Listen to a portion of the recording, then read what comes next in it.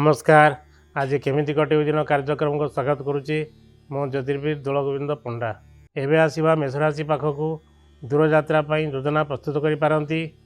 जानवाहन किंबा मेडिकल अधिक खर्च हो पारे। नूतन द्रव्य क्रय बा सत्कार्य दान करिपारंती। दाम्पत्य जीवन मधुर रहिबो। परिवेश सहित खाप खुआई चलतु। मध्याह्न गते उत्तम पान भोजन में आप्यायित हेबे। वस्त्र आभूषण प्राप्ति और बंधु मिलन जोग अच्छी। भाग्योदय होबार संभावना अच्छी। दिनटी सब दृष्टि भलरे कटिले मध्य कलह मकदमा दूरयात्रा जानवाहन पशु क्रय आदि समय अनुकूल नुहे। एवं आसवा वृषराशि पाखक मनर आशा पूर्ण हो। व्यवसाय वाणिज्य शिल्पोद्योग पुंजीनिवेश लाभजनक हो। आर्थिक लाभ और उन्नतिर संभावना रही। बंधु परिजन में आनंद उपभोग कर सुजोग मिल पारे। भाई और बंधु महल सहयोग पाइबे। मध्याह्न गते दूरयात्रा योजना प्रस्तुत करिपारंती। जानवाहन किंबा मेडिकल अधिक खर्च हो पारे। नूतन द्रव्य क्रय बा सत्कार्य दान करिपारंती।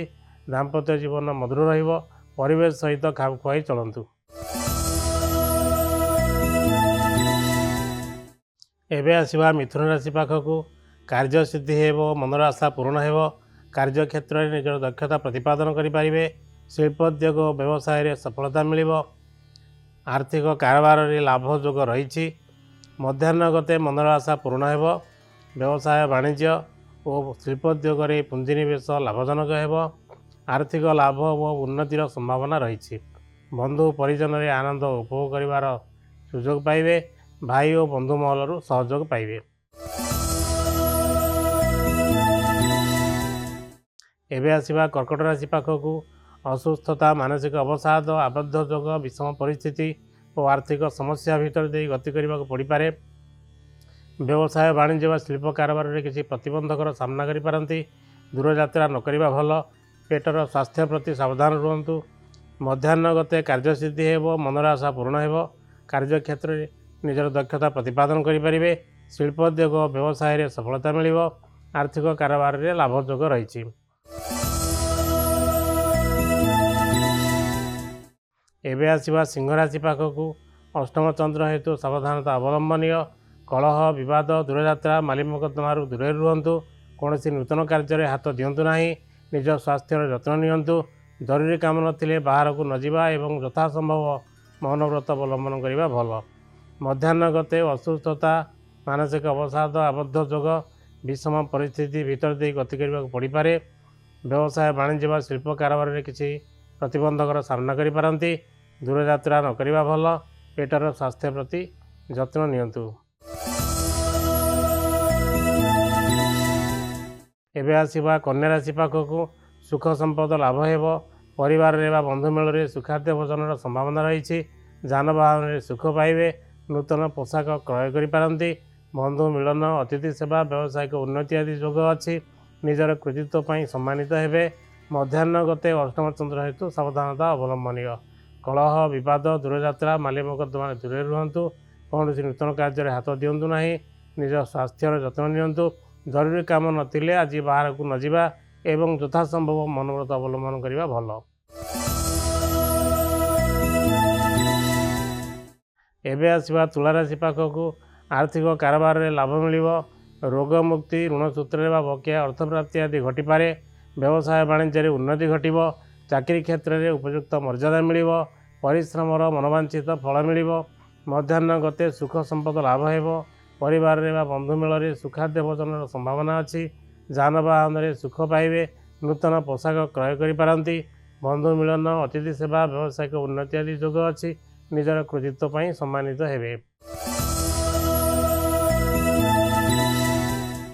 एवं आसवा विचाराशि पाखक दुख जातना सह मानसिक उद्वेग देखा दे पारे। यात्रा कार्य विघ्न उपजीव। नूतन कार्य हाथ न दे पुरातन कार्य को निष्ठार सह करंतु। अଯଥା भावप्रवणतार दूरे रुहतु। मध्याह्न गते आर्थिक कारोबार लाभ मिल। रोग मुक्ति ऋण सूत्र बकेया अर्थ प्राप्ति आदि घटीपे। व्यवसाय वाणिज्य उन्नति हो। चाकरी क्षेत्र में उपयुक्त मर्यादा मिल। परिश्रमर मनोवांछित फल मिल। एवं आसवा धनुराशि पाखक भयर वातावरण सह मानसिक अशांति सृष्टि हो पारे। नूतन कार्य हाथ दिंतु ना। किंतु जो कमर दायित्व नहीं ताकू निष्ठार सह संपादन करंतु एवं आपणक ऊपर भरोसा तुटिबाकू दियंतु नाही। मध्याह्न गते दुख यातना सह मानसिक उद्वेग देखा दे पारे। यात्रा और कार्य विघ्न उपजिब। नूतन कार्य हाथ न दे पुरातन कार्य को निष्ठार सहित करंतु। अଯଥା भाव प्रवणतार दूरे रुहंतु। एबे आसिबा मकर राशि पाखकू कार्य सफलता मिलिब। गृह को बंधु अतिथि आगमन घटिपारे। उत्तम पान भोजन और वस्त्र आभूषण में सुखी हेबे। वाणिज्य व्यवसाय रे उन्नति हेब। अल्प दूर यात्रा और बकिया अर्थलाभ जोग अच्छी। परिवार रे सुख शांतिर वातावरण रहिब। भाई ठारू बंधु महलू सहयोग पाइबे।